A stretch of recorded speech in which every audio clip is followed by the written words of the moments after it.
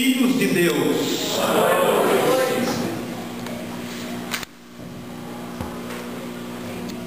Os estudiosos,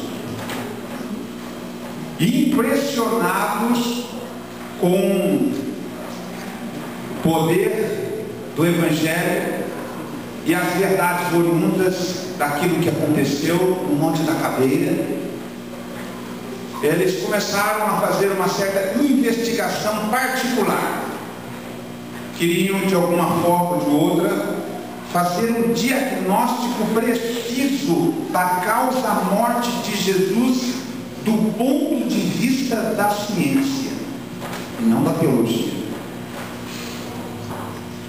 A teologia, que é o estudo da Bíblia, o estudo da palavra, a revelação do Evangelho, encontra na cruz o seu mais alto grau de revelação.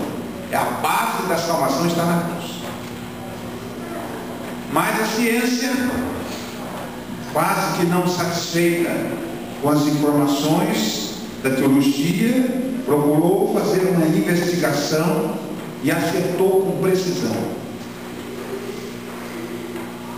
Ela trouxe informações para o cristianismo que só nos ajudou.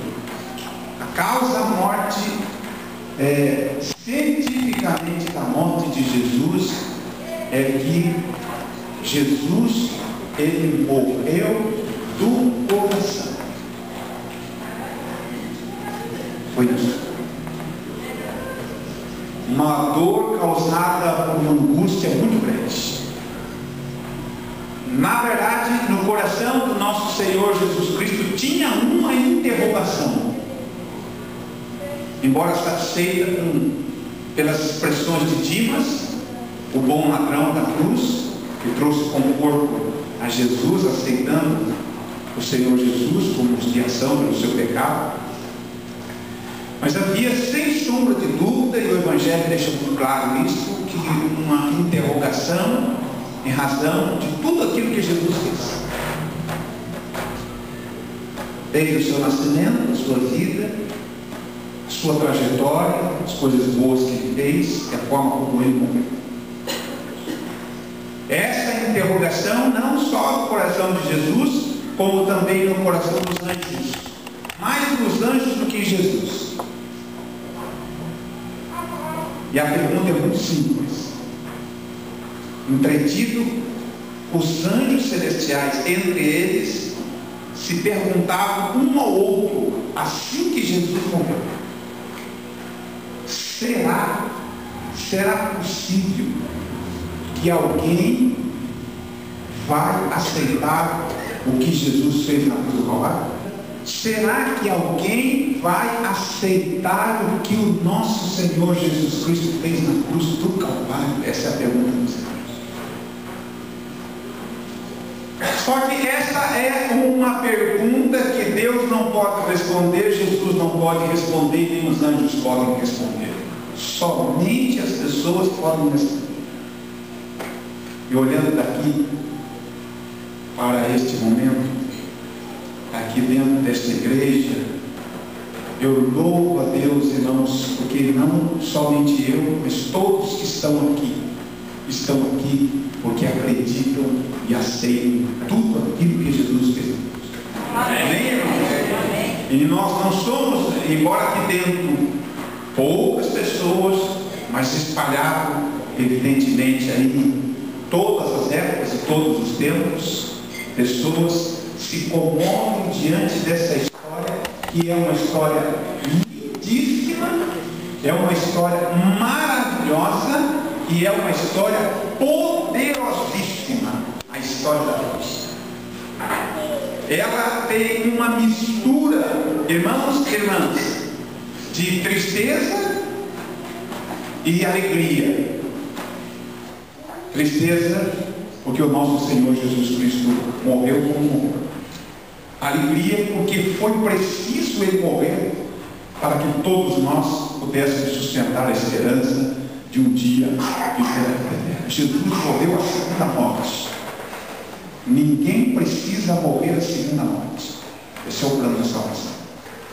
Porque antes que houvesse uma cruz lá no Calvário, já havia uma cruz no coração de Deus.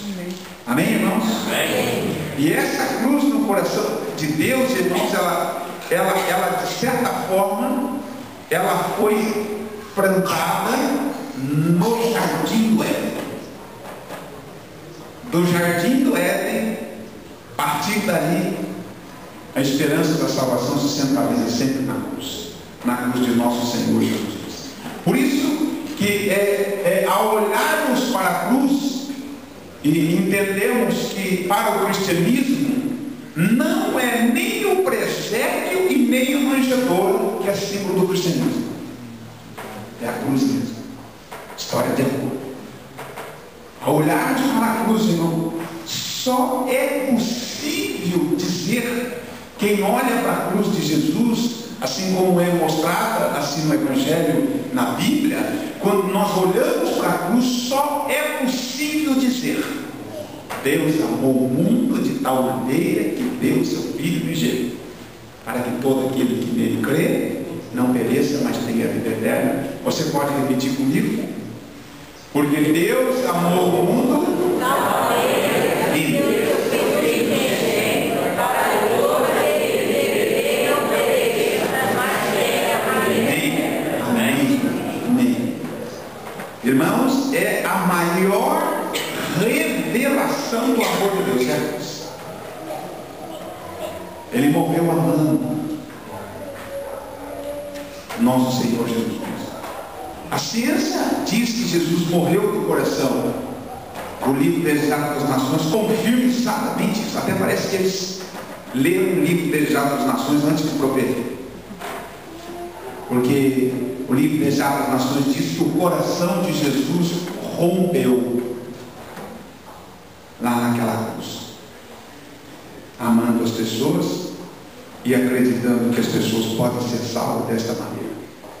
Então, o amor de Jesus, irmãos, irmãs, ele jamais pode ser medido.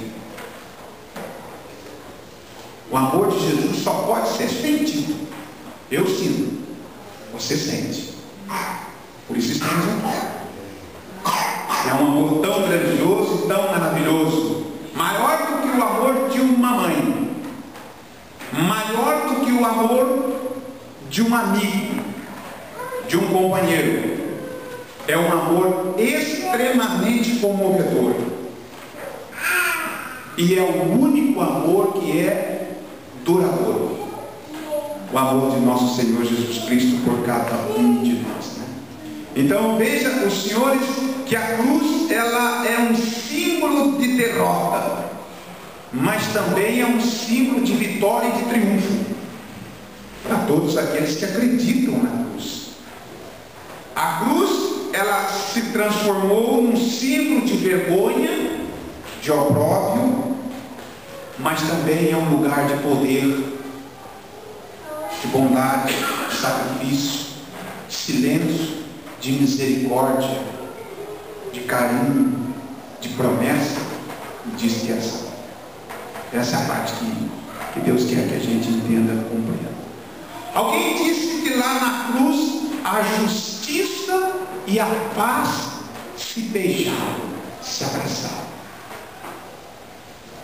Está toda resumida na mensagem da cruz. Se nós compararmos o cristianismo com as grandes religiões mundiais, a gente vai perceber, por exemplo, o budismo. O budismo, ele, na verdade, ele não tem cordeiro. Quem tem cordeiro é o cristianismo. E o budismo é a negação da vida, a vida eterna. Se nós avaliarmos o hinduísmo, que é a negação da vontade humana e da esperança, vamos perceber também que o cristianismo é uma história de amor, de esperança para todos aqueles que nele creem. Que bênção é para todos nós, queridos irmãos. No livro de 1 Coríntios, você acompanhar comigo no capítulo número 1. 1 Coríntios, capítulo número 1, diz o apóstolo Paulo: